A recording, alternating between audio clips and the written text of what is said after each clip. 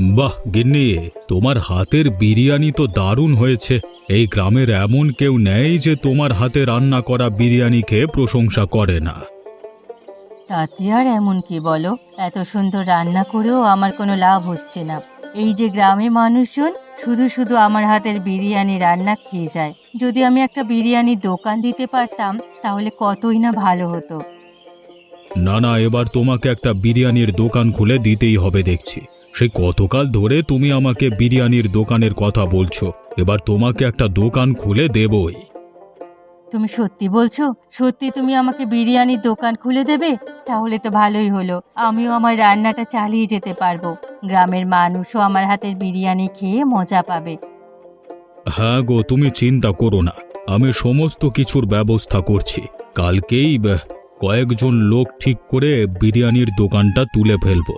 তবে দেখো, ঠিকঠাকভাবে রান্না করতে পারবে তো? কি বললে তুমি? আমার হাতে রান্না করা বিরিয়ানি নিয়ে তোমার আবার কোনো সন্দেহ আছে নাকি? তুমি তো ভালোভাবেই জানো আমার হাতের বিরিয়ানি এই গ্রামের মানুষজন কতটা ভালোবাসে। হ্যাঁ গো হ্যাঁ, তা আমি ভালোভাবেই জানি। এই কারণেই তো তোমাকে বিরিয়ানির দোকান খুলে দিচ্ছি।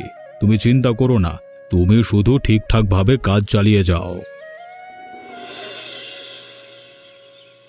কি হলো বাপ, তুই এখনো খাবার খাচ্ছিস না? এভাবে বায়না ধরিস না। তুই তো জানিস আমার কাছে বায়না করলে তুই কিছু পাবি না, শুধু শুধু তোর নিজের কষ্ট হবে। কষ্ট হলে হোক, তবু আমি এই খালি ভাত খাবো না। আমি মাংস ভাত খাবো, আমাকে মাংস ভাত এনে দাও। ঠিক আছে ঠিক আছে, পরের বেলায় তোকে আমি মাংস এনে দেব। এখন তুই এই ভাতটুকু খেয়ে নে, সেই সকাল থেকে না খেয়ে আছিস। এভাবে থাকলে তো শরীর খারাপ হবে। শরীর খারাপ হলে হোক, তবু আমি ভাত খাবো না। আজকে আমাকে মাংস না এনে দিলে আমি কোনোভাবেই এই ভাত মুখে তুলবো না। তোকে নিয়ে আমি পড়েছি মহা জ্বালায়। তোর বাপ তো মরে গেল, আমার কাছে কি দিয়ে গেল তোকে? এদিকে তোর বায়নার শেষ নেই। আমি মানুষের বাড়ি কাজ করে কত কি করব বল? আমি কিচ্ছু জানি না এসব, আমি কিচ্ছু শুনতে চাই না। কতদিন ধরে আমি ভালো মন্দ খাই না, এখন আর আমার এসব খেতে মন চাইছে না। আচ্ছা বাবা, আমি তো তোকে বললাম পরের বেলায় মাংস এনে দেব। এখন তুই এই ভাতটুকু খেয়ে নে। এখন যদি না পাও তাহলে আমি এখন খাবোই না, যখন আনবে তখনই খাবো। নইলে আমি ভাত মুখে তুলবো না, মানে তুলবো না, এই আমার শেষ কথা। এত বড় হয়েছিস তবুও বায়নার শেষ নেই। এদিকে মায়ের কত কষ্ট হচ্ছে, সেদিকে তোর কোনো খেয়াল নেই। শুধু খাই আর খাই। মরে যাচ্ছিস না কেন? মরে গিয়ে আমাকে মুক্তি দে। শুনেছিস, হরিদার সাথে কথা হয়েছে রে। আরে হরিদা বলল তার বউ নাকি বিরিয়ানির দোকান খুলতে চায়, তাই আমাদের দিয়ে বিরিয়ানির দোকানটা তুলবে। ভালো তো, কয়েকদিন ধরে কাজের বায়না পাচ্ছিলাম না, আজকে পেয়েছি। এবার পকেটে দুটো পয়সা থাকবে। হ্যাঁ, তুই না কিছুই বুঝিস না, আমি বলি এক, তুই বুঝিস আর এক। এখানে অন্য কিছু বোঝবার কি আছে? হরিদা আমাদেরকে বিরিয়ানির দোকান তুলতে বলেছে, এটাই তো। এখানে আবার অন্য কি বুঝবো? শোন, যদি তার স্ত্রী বিরিয়ানির দোকানটা তোলে এবং বিরিয়ানির ব্যবসা শুরু করে, তাহলে আমাদের অনেক লাভ। বিভিন্ন কাজে আমরা থাকতে পারবো এবং অনেক জিনিসপত্র সরাতে পারবো। সেগুলো বাইরে বিক্রি করলে দারুণ পয়সা পাওয়া যাবে। হায় হায় হায়, এ কথা তো আমি আগে ভাবিনি। এই কাজ যদি করতে পারি তাহলে আমরা লালে লাল হয়ে যাব, আর কখনোই আমাদের বাড়তি কাজ করবার কোনো প্রয়োজন হবে না। হ্যাঁ, আর যেহেতু সরলা বৌদি একা হাতে সবকিছু সামলাবে, তাই তার এত কিছু খেয়াল থাকবে না। আরে আমরা তো তাদের কাছে ভালো মানুষই করব, আমাদেরকে সন্দেহ করবার কোনো প্রশ্নই আসে না। তাহলে আর কি, তুই হরিদাকে বলে দে আমরা কাজ করতে রাজি আছি, এবং বিরিয়ানির দোকান খোলা থেকে শুরু করে সমস্ত ব্যবসার দেখাশোনা আমরাই না হয় করে দেব। ঠিক আছে, তাই হবে। তাহলে এখন চল, হরিদার সাথে কথা বলতে হবে। তার সাথে কথা বলে সমস্ত কিছু পাকাপাকি করে ফেলি।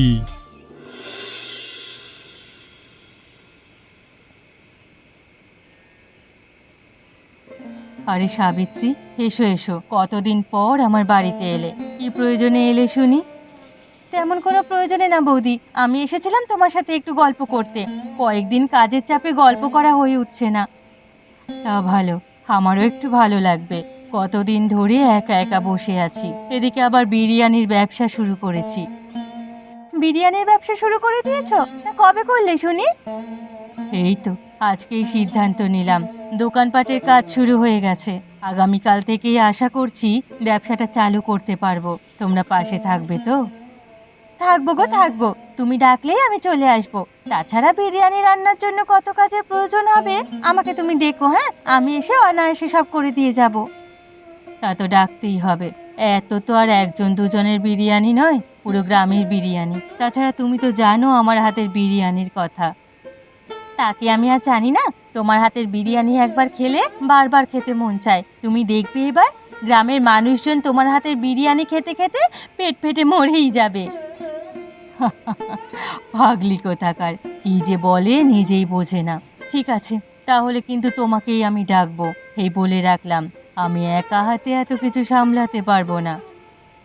আমি তো বললাম আমি আসবো, তুমি কোনো চিন্তা করো না বৌদি। তুমি এত বড় একটা ব্যবসা শুরু করেছো, আর আমি পাশে থাকবো না সেটা হয় নাকি?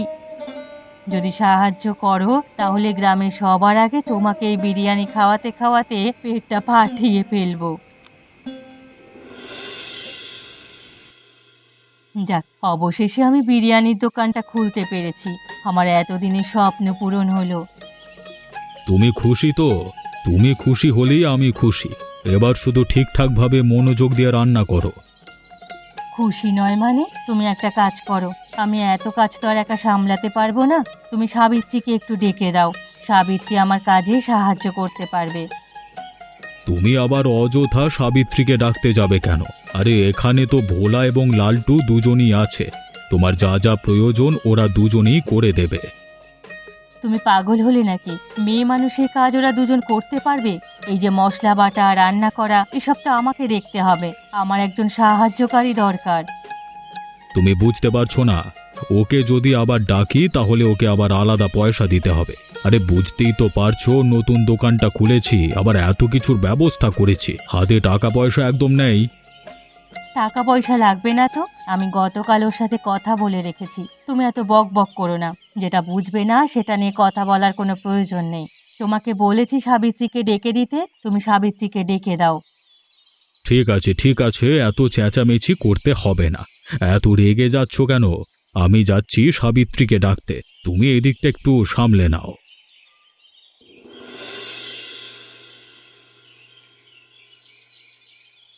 হায় হায়, আমার এই সর্বনাশ কে করলো? কোন হারামজাদা আমার বিরিয়ানির দোকানে এসেছিল? ব্যবসাটা শুরু করতে না করতেই আমার ব্যবসাটা মাটি হয়ে গেল। আরে কি হলো কি তোমার? তুমি আবার এত কান্নাকাটি জুড়ে দিয়েছো কেন? হ্যাঁ, তোমার না এখন বিরিয়ানি রান্না করবার কথা। রান্না করব কি দিয়ে? মাংসগুলো যে আর নেই। সারা দোকান খুঁজেছি, এমনকি বাড়িতে গিয়েও খুঁজেছি, কোনো মাংস কোথাও খুঁজে পেলাম না। কে নিল আমার মাংসগুলো? মাংসগুলো খুঁজতে খুঁজতে সকাল পেরিয়ে দুপুর হয়ে গেল। কি বলছো তুমি? এই ভোলা আর লালটু, তোরা দুজনে মাংস এনেছিলিস না? আরে মাংস তো এনেছিল, আমি নিজের হাতে ধুয়ে হাঁড়ি ভর্তি করে রেখে দিয়েছিলাম। এখন আর মাংস দেখছি না, কোথায় যে গেল আমি নিজেও বুঝতে পারছি না। কে নিয়ে গেল? কোনো কুকুর বিড়াল এসেছিল নাকি? তুমি কি পাগল? কুকুর বিড়ালকে মাংসের হাঁড়ি মাথায় তুলে নিয়ে চলে যাবে নাকি? এটা কোনো মানুষের কাজ। নিশ্চয়ই আমাদের সাথে শত্রুতা করে এমনটা করেছে। তাহলে এখন কি হবে? আরে মাংস ছাড়া তো বিরিয়ানি রান্না করা যাবে না। তাহলে কি দোকানটা বন্ধ হয়ে থাকবে? এছাড়া আর উপায় কি? একটা কাজ করো, দুদিন দোকানটা বন্ধ থাকুক। এই ঝামেলা শেষ হলে মাংস জোগাড় করে তারপরে বিরিয়ানি রান্নার ব্যবস্থা করব। ঠিক আছে, কি আর করবার, আমাদের হাতে তো আর কোনো উপায় নেই।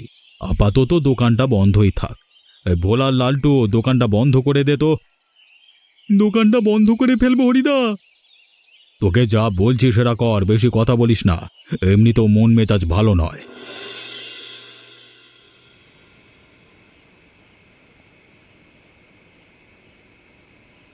সরলা বৌদি, কি হলো গো তোমাদের? শুনলাম তোমাদের দোকানটা নাকি বন্ধ হয়ে গেছে। ঠিকই শুনেছ গো, কি আর করার, ওরা কপাল আমার। এত বছরের স্বপ্নটা যখন পূরণ করলাম, তখন পূরণ করার আগেই সব শেষ হয়ে গেল। আমার ব্যবসাটা শুরু করার আগেই সব শেষ হয়ে গেল। কিন্তু কে করেছে কাজটা? আমি তো আর জানি না কে করেছে। আমি মাংসগুলো হাঁড়ি ভর্তি করে রেখে দিয়েছিলাম, রান্না পর্যন্ত বসাইনি। হঠাৎ করে হাঁড়ি খুঁজতে গিয়ে দেখি হাঁড়ি নেই। একটা কথা বলো তো, তুমি যখন রান্নাগুলো করোনি তাহলে তোমার দোকানে তো তেমন কোনো লোকজন আসার কথা না, তাই না? না না, কারা আর আসবে? লোকজন আসার কথা তো দুপুরে, রান্নার আগে একজন বাইরের লোকও এলো না। তোমাকে কাজে সাহায্য করেছিল কে? সম্পূর্ণ দোকানে আমি, তোমার হরিদা আর লালটু আর ভোলা ছিল। এছাড়া অন্য কেউ আমাদের দোকানে প্রবেশ করেনি। তাহলে তো হয়েই গেল, কাজটা ভোলা আর লালটু দুজনে মিলে করেছে। কিন্তু ওরা কেন করবে? ওরাই তো আমাদের দোকানটা তোলার জন্য সাহায্য করেছে। সাহায্য কি বলছো? ওরা তো কাজের বিনিময়ে পারিশ্রমিক নিয়েছে, তাই না? তুমি একবার ভাবো তো, এরপরেও তোমাকে সাহায্য করার কথা ওরা কেন বললো? ওরা টাকা ছাড়া কোনো কাজ করে? আমি তো কিছুই বুঝতে পারছি না কি হচ্ছে। তুমি দেখে নিও, এই মাংসের হাড়ি ওই ভোলা আর লালটুই সরিয়েছে। আমি তোমাকে প্রমাণ এনে দেব। তুমি পারবে? অবশ্যই পারবো। মাংস তো আর বড় কথা নয়, বড় কথা হলো চোর ধরা। তোমাদের চোর হলেই তো হলো নাকি? আমি সমস্ত প্রমাণ দেব, তুমি চিন্তা করো না। ভালো একটা দাও মেরেছি বল, পুরো 1 হাঁড়ি মাংস মেরে দিয়েছি। আরে মাংসগুলো বিক্রি করে ভালোই টাকা পেলাম। এখন আর 1 সপ্তাহ কোনো কাজবাজ না করলেও চলবে। এভাবে বসে থাকলে হবে না।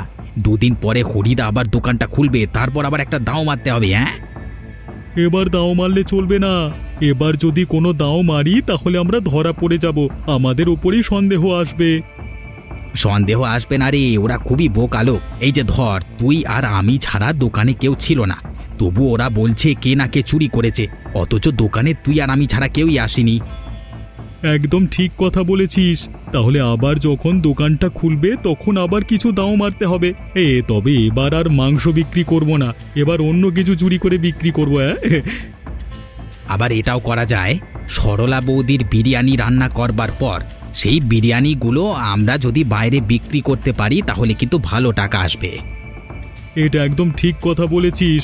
বারবার এমন মাংস অথবা অন্যান্য জিনিসপত্রগুলো যদি চুরি করে বিক্রি করি তাহলে দোকানটাই বন্ধ হয়ে যাবে আর আমাদের ব্যবসারও লোকসান হবে। তাহলে সরলা বৌদিকে বিরিয়ানিটা রান্না করতে দিই, আমরা শান্তিমতো সেই বিরিয়ানি তারা শান্তিমতো সেই বিরিয়ানি রান্না করুক আর গ্রামের লোকেদের খাওয়াক। এর ফাঁকে আমরা একটু একটু করে বিরিয়ানি নিয়ে বাইরে বিক্রি করে দেবো, তাহলে তো উনি বুঝতেই পারবে না যে বিরিয়ানি চুরি হচ্ছে। ঠিক আছে, তাই হবে।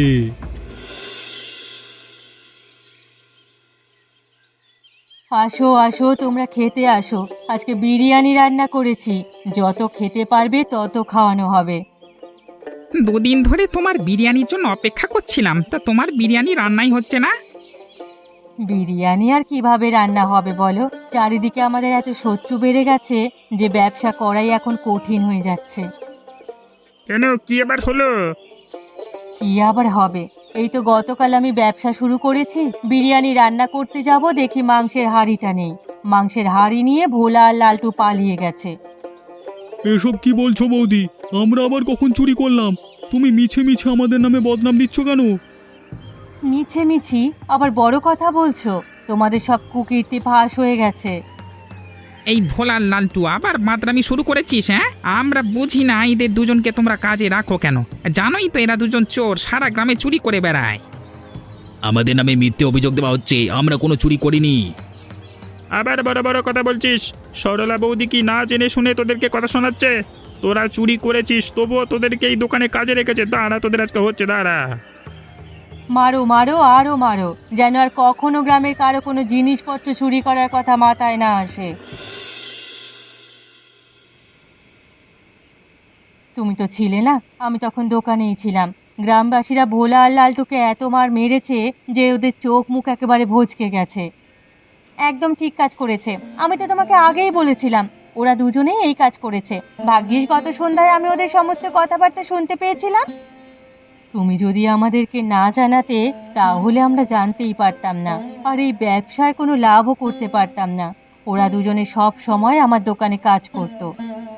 ওদেরকে একদম মুখে কালি মাখিয়ে সারা গ্রামে ঘোরানো উচিত ছিল, তাহলে যদি ওদের একটু লজ্জা হতো।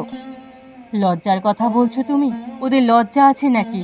চুরি করে তো কম ধরা খায়নি, একবারও লজ্জা হলো না। প্রতিবার গ্রামবাসীদের হাতে মার খায়। আমি বুঝি না এরা চুরি করে কি লাভ হয়। যে গ্রামবাসীরা ওদেরকে মারধর করে, ওদেরকে দেখতে পারে না, এতে ওদের ভালো লাগে? চুরি করবে না কেন? ওদের তো আর কেউ কাজ বাজ দেয় না। এই চুরি করে তারপরে ওদের দিন চলে, পেটে খাবার জোটে।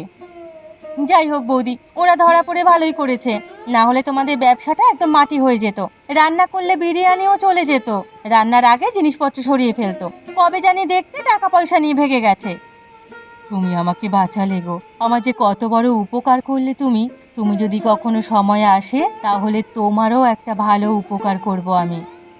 উপকার করতে হবে না বৌদি, এই যে তোমরা একটু হাসি মুখে আমার সাথে কথা বলো, এটাই অনেক। গ্রামের কেউ তো আর আমাদের সাথে তেমন একটা মেশে না, তোমরাই আছো, তোমরাই আমাদের ভালোবাসো।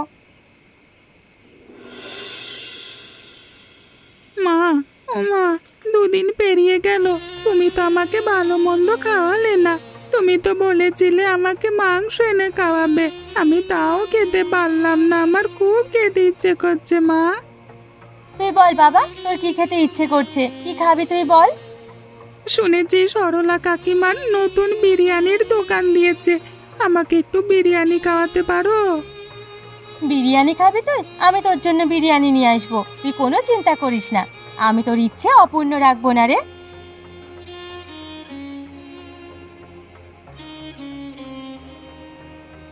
কি হলো সাবিত্রী, তোমার ঘর থেকে এত কান্নাকাটির আওয়াজ আসছে কেন? বৌদি, আমার ছেলেটা খুব অসুস্থ, আমি যে কি করব কিছুই বুঝতে পারছি না। ওই তো কাকিমা এসেছে। কাকিমা, তুমি তোমার দোকানের বিরিয়ানি আমাকে খাওয়াবে না? আমার খুব ইচ্ছে করছে গো খেতে। বিরিয়ানি খাবি তুই? সেটা আমাকে আগে বলবি না? আমি গ্রামের এত মানুষকে বিরিয়ানি খাওয়াচ্ছি আর তোকে খাওয়াতে পারবো না? কিন্তু বিরিয়ানি রান্না করবে কি দিয়ে? এখনো তো মাংসের জোগাড় হলো না, দোকানও ভালোভাবে চালু হলো না। সেটা নিয়ে তোমাকে চিন্তা করতে হবে না, আমি যে কোনো উপায়ে যেভাবেই হোক বিরিয়ানি রান্না করে নিয়ে আসবো। তুমি শুধু গোপালের দিকে খেয়াল রেখো। কাকিমা, তুমি বিরিয়ানি আনবে তো? অবশ্যই আনবো, তুই চিন্তা করিস না। আমি তোকে কথা দিচ্ছি, কাল সকালেই তোকে আমি বিরিয়ানি রান্না করে পেট ভরে খাওয়াবো।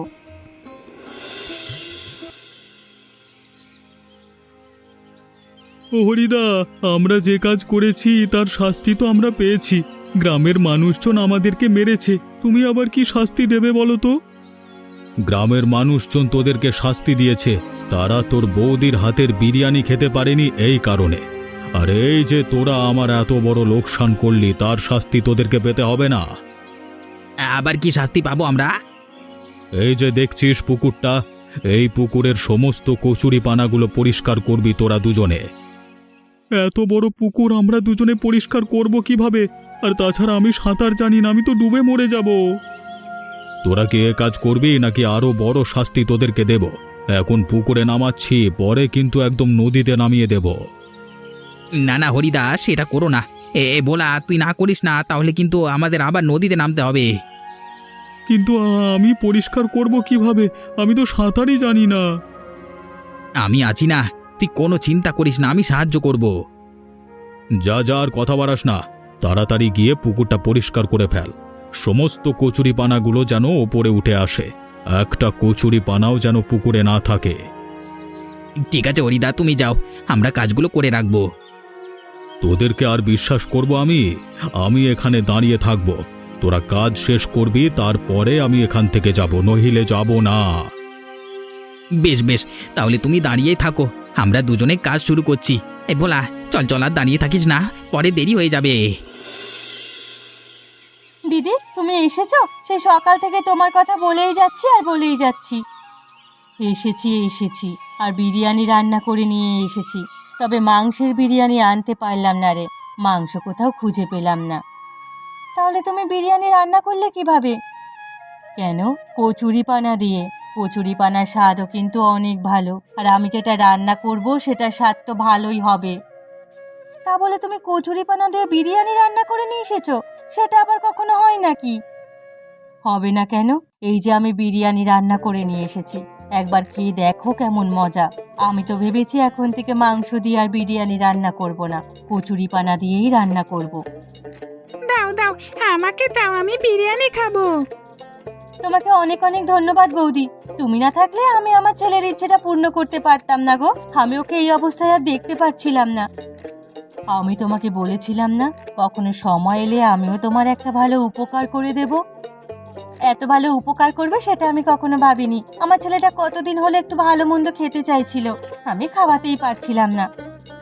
এখন থেকে যখন যা কিছুর প্রয়োজন শুধু আমাকে বলবে, আমি সব ব্যবস্থা করে দেব। ঠিক আছে বৌদি, উপরওয়ালা তোমার ভালো করুক। তুমি নিজেও জানো না আজকে তুমি আমার কত বড় একটা উপকার করলে। ঠিক আছে, আজ থেকে আমার দোকানে তুমি আর তোমার ছেলে দুজনেই কাজ করবে। হাতে হাতে সাহায্য করে দিলেই হবে, বিনিময়ে ভালো মতো খাবারও পাবে, পারিশ্রমিকও পাবে। ঠিক আছে বৌদি, তোমাকে অশেষ ধন্যবাদ। এমন মজার মজার গল্প দেখতে আমাদের চ্যানেলটি সাবস্ক্রাইব করতে ভুলবেন না।